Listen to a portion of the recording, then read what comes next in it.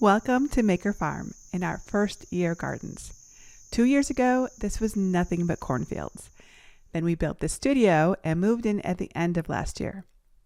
Stepping outside our studio 4 months ago, you would have seen this view. So we set out to grow something beautiful here on this empty land. Just a little garden to the south of our new studio. But in the past 4 months, we planted 7 gardens.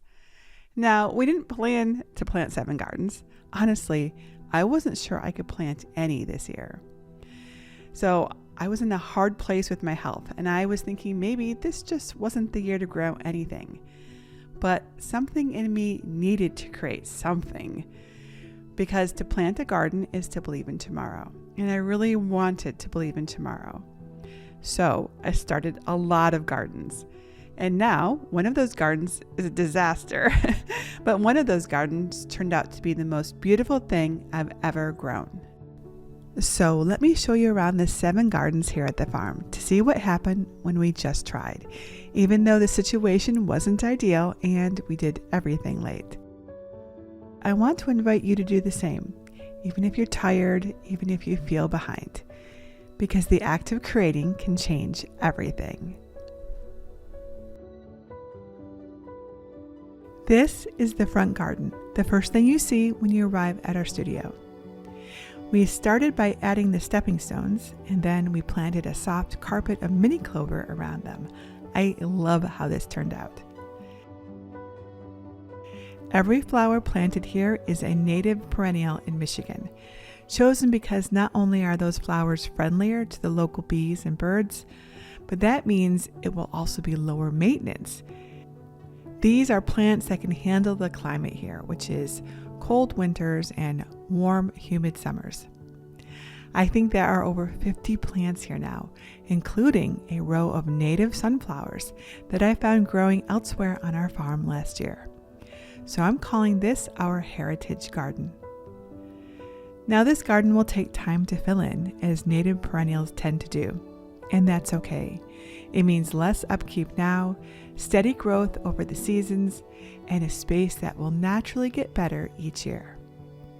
I think sometimes the best things we make start small and slow, right where nothing was before.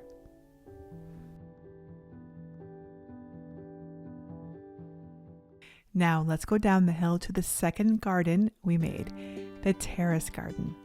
This is a space Greg built for us using many rocks found right here on the farm, plus some more that we had to have trucked in, of course.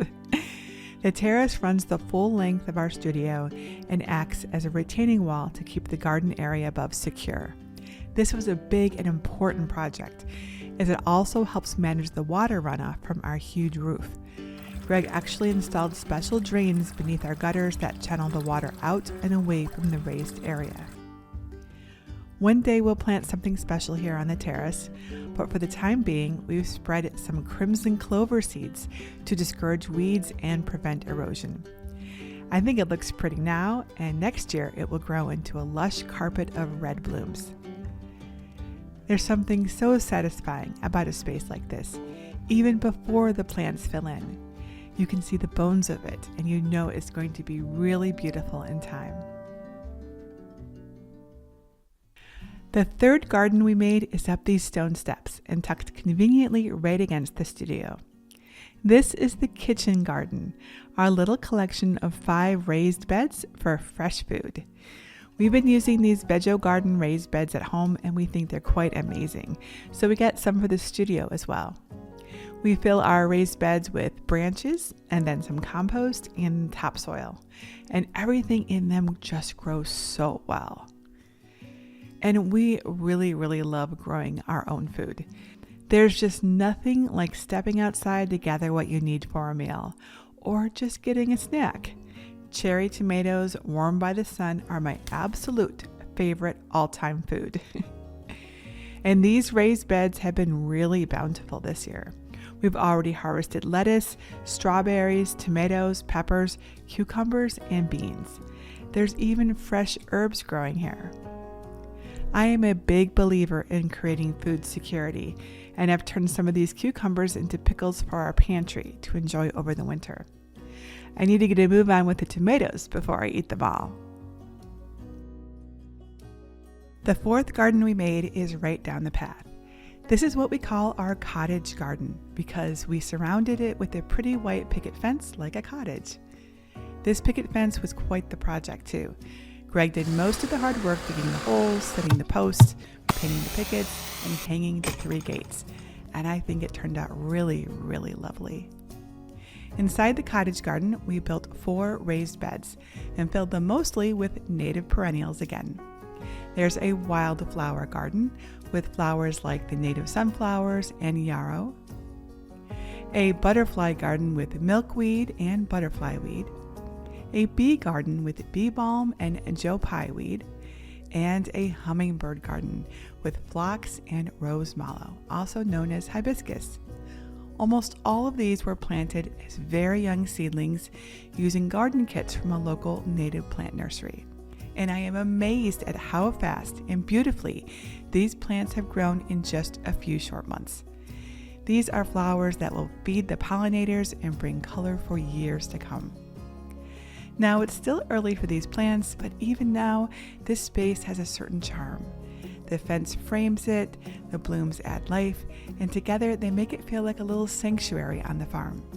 I am often drawn out there to be with the flowers, especially in the mornings, or just sit and appreciate it all.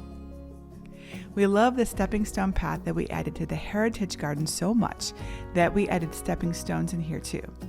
We're thinking of sprinkling some creeping thyme seeds among them so it feels lush underfoot. And because this cottage garden is such a pollinator's haven, we registered it as a monarch way station. It has everything monarchs need: native milkweed plants, nectar plants like the sunflowers and coneflowers, lots of sun, and plenty of shelter. And already we've spotted monarchs, viceroys, swallowtails, and even the caterpillars themselves. This garden is still so young, but even now, it feels like the centerpiece of our outdoor area. It creates a place that's more than just a garden. It wraps you up in a warm hug. Our 5th garden is on the other side, where this circle of plants you see is. This ring is planted with 10 different varieties of sunflowers, from little to big. I planted it with the hope that when the sunflowers grew up, they would form natural walls, creating a secret shady nook. So I call this the Sunflower Room Garden. Right now, everything is still growing, of course, but you can see that it's working. It won't be long before these are tall enough to enclose this space. And I can see it in my mind with shady leaves and yellow petals enclosing it all. And one of the early blooming sunflowers is already starting to show. Now, I love sunflowers, and I also planted an entire acre of sunflowers out in the field, just like I did last year because it was just so beautiful. Unfortunately, it just didn't take this year. I think I got some bad seeds with very poor germination, unfortunately. And the lack of good plants here means the weeds just grew everywhere. It happens, and I've learned my lesson about where I order my seeds. I think we'll just plant a winter cover crop here instead, such as rye or alfalfa, and try again next year. Because some things work out, some things don't, but both teach you something. All right, let's go back down the road to the studio for our 6th garden, which I call the Victory Garden. This is a plot of raised rows right in the ground, but rather than digging into the soil, I added straw, compost, and topsoil to make raised beds. I planted the raised rows with broccoli, beets, bush beans, peas, and cucumbers. They're simple crops, but they're really useful for growing food, which is exactly what a Victory Garden is all about: ensuring a reliable food supply at home for less reliance on other food sources. This is an experimental garden to see how much food I can grow from simple and inexpensive seeds in the ground, just as our great-grandmothers and fathers did with their Victory Gardens. I only recently finished the garden because I had surgery this summer, so this is a fall garden with what I hope is a bountiful autumn harvest. The last garden we made is the Market Garden down the steps here.